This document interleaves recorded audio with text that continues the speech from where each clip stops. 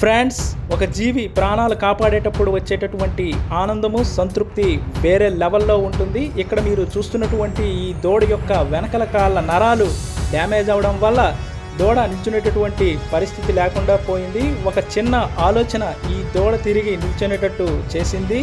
ఈ దూడ యొక్క వెనకల కాళ్ళ షేపు బట్టి, సైజు బట్టి మనం ఒక ఐరన్ స్ప్లింట్ అనేది తయారు చేసి కాళ్ళకు పెట్టి దానిపైన పిఓపి అంటే సిమెంట్ కట్టు వేయడం జరిగింది. సో ఈ పిఓపి వేసిన వెంటనే దూడ నిల్చోగలిగింది. తర్వాత తల్లి దగ్గర పాలు తాగగలిగింది. అలాగే తల్లితో పాటు నడవగలిగింది. ఒక వారం రోజుల పాటు ఈ కట్టు అలాగే ఉంచి వారం రోజుల తర్వాత మనం కట్టు తీయగా దూడ తిరిగి మళ్ళీ నార్మల్గా నడవగలిగింది. సో ఫార్మర్ చాలా హ్యాపీ. సో ఈ దూడ కోసం ఒక లైక్ అలాగే ఛానల్ని సబ్స్క్రైబ్ చేయవలసిందిగా కోరుతున్నాను.